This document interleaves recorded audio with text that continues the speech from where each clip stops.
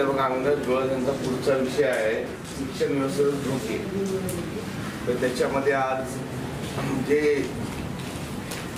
Constitutional आपल्याला जे rights मिळालेले आहेत, जे अधिकार मिळाले शिक्षणाचे, स्कॉलरशिप जे मिळालेले आहेत ते एक कसे संपवले जात आहेत, ते दिले जात नाही आहेत.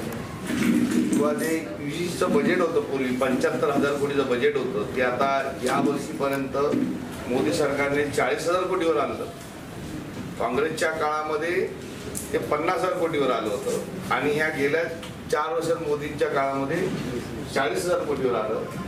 आणि डिस्क्रिमिनेशनवर जे वंशवाद आणि रंगभेद, जातवाद हे याच्यावरचे जे 40 डिपार्टमेंट वेगळ्या युनिव्हर्सिटीमध्ये, नामवंत युनिव्हर्सिटीमध्ये होते, JN दिल्ली युनिव्हर्सिटीपासून देशात चेन्नई युनिव्हर्सिटीमध्ये मोठ्या सरकारी ज्या युनिव्हर्सिटी आहेत त्याच्यामध्ये हे डिपार्टमेंट सुरू होते. ह्या वर्षीपासून त्यांनी ते पूर्णपणे बंद केलं आणि तिथे जो प्राध्यापक वर्ग होता, तिथला जो शिपाई होता, क्लर्क होता, अकाउंटचं काम करणार, ते असे 10-12 लोक एका वेळेस बेरोजगार झाले.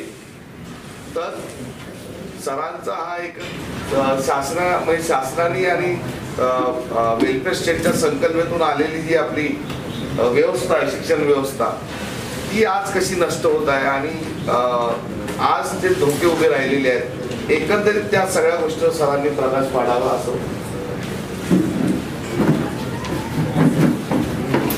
आदरणीय बाळासाहेब सम्मेलनचे अध्यक्ष, आमचे मित्र भारती आणि आपण सर्वजण मित्र, शिक्षण हा फार महत्त्वाचा विषय आपल्या दृष्टीने आहे. कुठल्याही समाजाच्या विकासात माईक मध्ये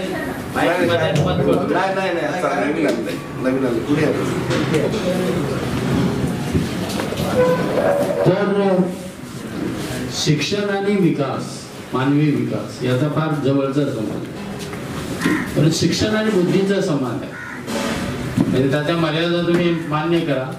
कुठल्या पद्धतीचं शिक्षण दिलं पाहिजे, उईके सरांनी एकदम मूलभूत शिक्षणाचं जे उद्दिष्ट आहे त्याच्या संबंधी आपल्याला काल बोललेलं आहे. मी तिकडे जाणार नाही. शिक्षण कुठल्या पद्धतीनं तेव्हा हा वेगळा मुद्दा, पण शिक्षण आणि बुद्धी याचा फार जवळचा संबंध आहे. आणि मानवाला जी बुद्धी मिळाली त्या पद्धतीनं त्याने विचार करणं, तो विचार प्रसारित करणं, तो मांडणे, त्याच्यासाठी वादविवाद करणे आणि परत सत्य शोधून घेणे, ही जी सत्य शोधण्याची एक सिस्टीम आहे, पद्धत आहे, ती विचारावर आधारित आहे आणि ते बुद्धीशी संबंधित आहे. म्हणून शिक्षण आणि बुद्धी याचा फार जवळचा संबंध आहे. आपला जो कुठली आपली गुलामी होती आणि अनटचेबिलिटी पर्यंत आपण गेलो किंवा सगळा बहुजन समाज गेला, त्याच्यामध्ये मनुस्मृतीचं जे काही आत्ताचं जे संदर्भ आला, त्या मनुस्मृतीमध्ये पहिल्यांदा जो कायदा झाला, धर्म कायदा म्हणून म्हणूया, तो पहिला कायदा झाला की ब्राह्मणांशिवाय इतरांनी शिक्षण घेऊच नाही, शिक्षणाने त्यांचा काही संबंधच नाही, असा जो भाग आला. त्याच्यातून हजारो वर्षाची गुलामगिरी आणि ती सहन करण्याची आणि ती पाळण्याची आणि तोच धर्म मानण्यापर्यंत आपली मानसिकता जी आली.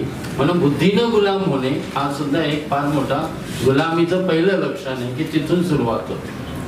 आणि त्याच्यामुळे शिक्षणाकडे बघत असताना शिक्षण हे सर्वात महत्त्वाचा भाग म्हणूनच बघितलं पाहिजे. म्हणजे 1924 मध्ये बाबासाहेबांनी बहिष्कृत हितकारणी सभा जी स्थापन केली, त्याचं जे ब्रीद वाक्य होतं तेच मुळात शिका, संघटित व्हा आणि संघर्ष करा होता. पण शिका हा फर्स्ट नंबरला होता. संघर्ष करा आणि हे व्हा, संघटित व्हा हे नंतर आहे, सेकंड आहे. पण शिका हे फर्स्ट होता. आणि त्याचा परिणाम म्हणून आपल्या असं लक्षात येईल, किती मधू सांगू तुला शाळेत जाईल, तुझा बाप राहिला रे अडाणी गोळा, रुपयाचा खुर्दा कधी मोजता आला नाही, किती मधू सांगू तुला शाळेत जाईल. हे सेगावकरांचं जे कुठलं आपलं गाणं होतं, तो तुमच्या चळवळीचा एक भाग झाला. आणि म्हणून मग आपल्याकडं गवताचा भारा विकल पण माझ्या पोराला साहेब करल, आणि साहेब करायचं तर शिक्षण घेतलं पाहिजे. म्हणून मी उपाशी राहील, मी माती काम करल, मी गवताचा भारा वाहील, पण माझा पोरगा मात्र शाळेत जाईल, या पद्धतीची जी कुठल्या आपल्या चळवळीची पहिली प्राथमिक स्टेज जी बाबासाहेबांनी सांगितलं होतं, आदेश म्हणूया, त्या पद्धतीनं जो समाज वागला त्याच्यामुळे आपली प्रगती झाली. म्हणून आपली प्रगती होण्यामध्ये शिक्षण हे अत्यंत महत्वाचं आहे. आणि शिक्षणाशिवाय प्रगती नाही. शिक्षणात तिसरा डोळा वगैरे जे म्हटलं जातं ते चांगल्या अर्थाने घेऊया आपण, की शिक्षणाशिवाय आपली प्रगती नाही. शिकलो नसतो तर आपण नोकरीपर्यंत गेलो नसतो. म्हणजे जातीनं दिलेलं जे व्यवसाय परिवर्तन आहे, जातीनं काय केलंय की व्यवसाय तुम्हाला जातीनं दिला. मागानं मागाचं काम करायचं, ढोरानं ढोराचं काम करायचं, चांबारानं चांबाराचं काम करायचं, कुणब्यानं कुणब्याचं करायचं, गुरवानं गुरवाचं करायचं.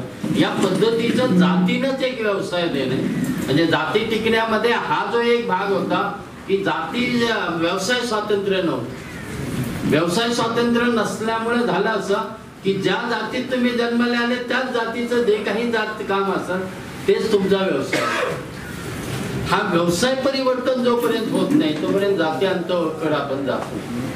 आणि म्हणून व्यवसाय परिवर्तन जर करायचं असेल तर शिक्षणाशिवाय व्यवसाय परिवर्तन होऊ शकत नाही.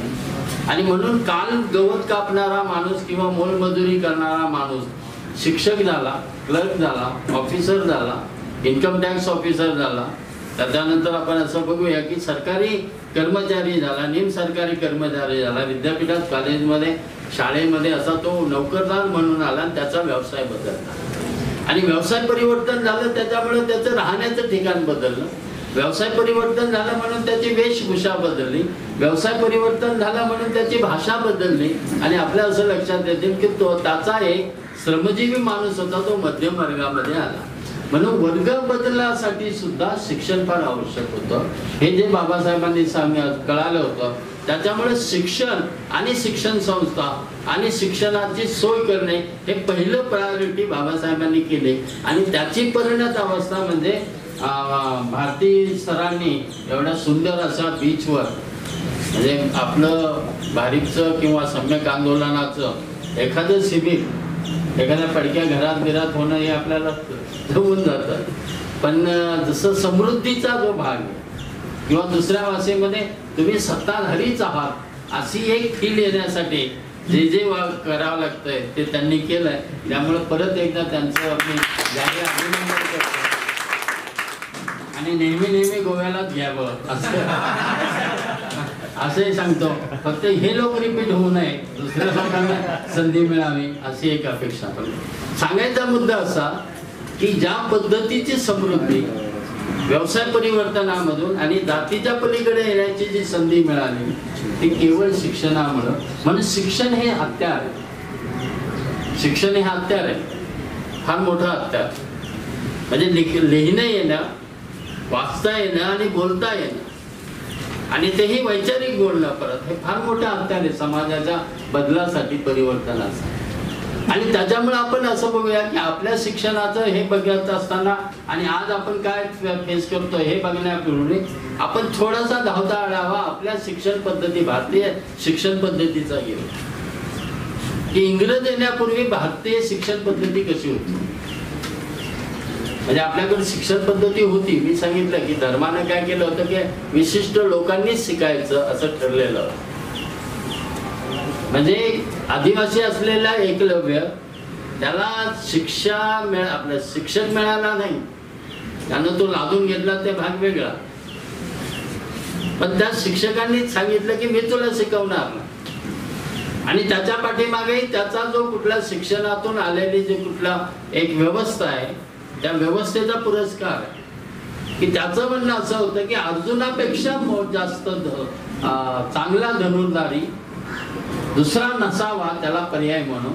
आणि म्हणून हा जर होत असेल तर याला बंदी केली पाहिजे आणि म्हणून याला शिकवणं बंद केलं पाहिजे.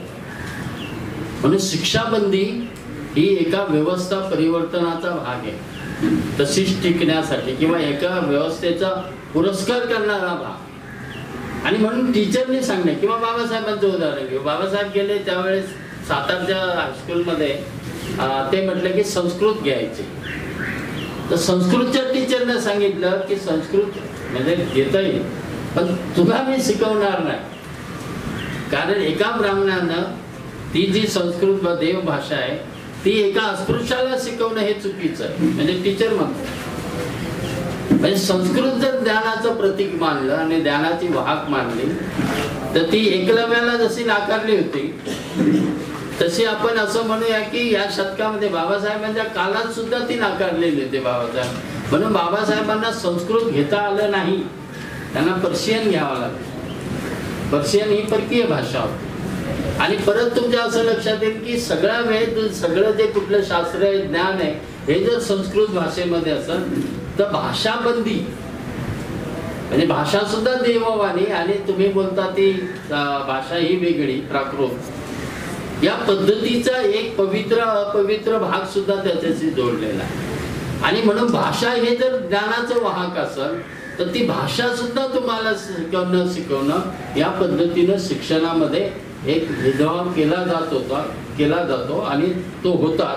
त्याच्यामुळे आपल्या असं लक्षात येईल की धर्माने किंवा मनुस्मृतीनं असलेले जे कायदे होते मनुस्मृतीचं त्याचं असं त्या नानांचं म्हणणं म्हणजे असं इतिहासाचं म्हणणं इतके बुद्धिमान. त्यांचं भूगोलाचं ज्ञान काय, ते राज्यकर्ते होते पेशव्यांचे. काही दिवस ते पेशव्यांचं जे अधिकार आहे त्यांनी ते वापरले. बारभाईचा कारभार तुम्हाला माहिती आहे पेशव्यामध्ये, त्याच्यामध्ये नाना महत्वाचे होते. 12 भाई होते पण 11 हे जे 11 लोक होते त्यांना नाना मानतच नव्हते, नानाच महत्वाचे. आणि म्हणून 12 मधला नाना जो कुठला आहे तो सर्व भले बुद्धीचे सागर नाना ऐसे नाही होणार, हे जगात होणार नाही. त्यांचं भूगोलाचं ज्ञान असं होतं की पुणे हे जगाचं सेंटर, इकडे समुद्र आहे त्याच्यामुळे संपलं जग. ओके, तिकडे समुद्र आहे गोव्याकडचा कन्याकुमारीकडे संपलं. म्हणून जगाचं सेंटर हे नानाच्या भले बुद्धीचे सागर नाना, नुसते नदी बिदी नाही, तळबिळ नाही, सागर नाना. त्यांच्या बुद्धीचं भूगोलाचं ज्ञान असं होतं की ते पुणे हे सेंटर आहे. त्याच्यामुळे असं झालं की पुणे हे सेंटर झालं कोणाच्या भले बुद्धीचे सागर नाना आणि त्यांच्या भूगोलाचं ज्ञान असं. म्हणून आपला युरोपाचा इतिहास हा विषय जो आला आपल्याकडे शिक्षणामध्ये तो अधिक महत्वाचा की रिनायन्सन झालं, प्रबोधन जे झालं युरोपामध्ये, प्रबोधनाची जी चळवळ झाली सायन्स वर्सेस रिलिजन, त्याच्यातून जी लोकशाही आली राजेशाही जाऊन, त्याच्याबद्दलचा इतिहास आपल्याकडे युरोपच्या इतिहासामध्ये आला. आणि त्याच्यामुळे जगामध्ये काय घडतंय याचं शिक्षण त्या आपल्या लहान मुलापर्यंत 5वी 6वीच्या मुलाला तो इंट्रोड्यूस झाला तिथपर्यंत झालं. आणि सरकारी शाळा आणि ज्ञान आणि सायन्स आणि इंग्रजी या पद्धतीची एक नवीन ज्ञान जे आपल्या धर्मात सांगितलेलं नव्हतं, पारंपरिक ज्यांना तर धर्माचा आधार नाही त्यांना नव्हतं, पण असं जे होतं त्याच्या पलीकडे जाऊन काहीतरी ज्ञान असतंय. सायन्स आहे, सायन्सला परत प्रूव्ह करावं लागतं, त्याचे प्रयोग होतात आणि त्या प्रयोगावर वाफीचे इंजिन चालण्यापर्यंत प्रयोग होतात किंवा विमानाचं उड्डाण होत आहे. हा सगळा जो सायंटिफिक ॲटिट्यूड आला तो त्या युरोपच्या इतिहासामध्ये आणि सायन्सच्या विषयामध्ये म्हणजे फिजिक्स आलं, बॉटनी आलं, हे सगळे विषय आले. आणि हे विषय आपल्या असं लक्षात येईल सार्वत्रिक झाले. म्हणजे परत एक असं धर्माची चौकट तोडून शिक्षणामुळे काय झालं तर शिक्षणामुळे ते सार्वजनिक झालं. पूर्वी आपल्याकडे कसं होतं, पूर्वी आपल्याकडे ज्ञान होतं म्हणजे जडीबुट्टीचं ज्ञान होतं, समजा बॉटनीचं ज्ञान की या वेळानं असं असं होतं, साप उतरतो की नाही, मुंगूस चावलं तर काय करायचं, मांजर चावली तर काय द्यायचं, ताप आला तर कोणती वनस्पती, हे ज्ञान होतं, ते अजूनही आहे. पण ते कसं होतं की ते वैयक्तिक ठेवायचं, ज्याच्याकडे आहे त्याचंच ठेवायचं, त्यांना फार झालं तर मुलाला शिकवायचं. त्याच्यातून पुढे भगत आले, जडीबुट्टीवाले जसे आयुर्वेदिक वाले आले तसे भगत आहे, म्हणजे मंत्रही म्हणायला, म्हणजे ते ज्ञान फक्त मुलाला शिकवायचं. म्हणून कान मंत्र देणं हा शब्द आला. जाता जाता मरता मरता त्याने कानात काहीतरी सांगितलं, मग तो शेवटचा मंत्र जो होता तो सांगितला. ते ज्ञान वाहक जी भाग आहे ते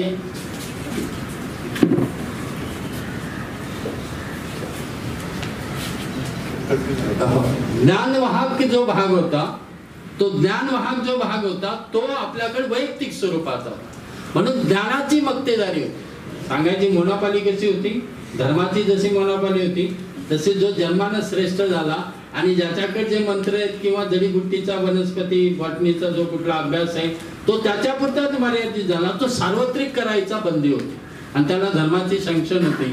त्याच्यामुळं शिक्षणामुळं सार्वत्रिक ज्ञान होणं ही जी सुरुवात झाली ती आपल्याला ब्रिटिश आल्यानंतर आणि ब्रिटिशांनी सरकारी शाळा सुरू केल्यानंतर सुरू झाला. हे आपण इथपर्यंत शिक्षणाकडे आलो. त्याच्यानंतर थोडंसं ते सांगून आता शिक्षणाचे आता प्रॉब्लेम काय आहे, म्हणजे काय मिळवलं आणि आता काय शक्यता आहे त्याच्याबद्दल आपण जेवणानंतर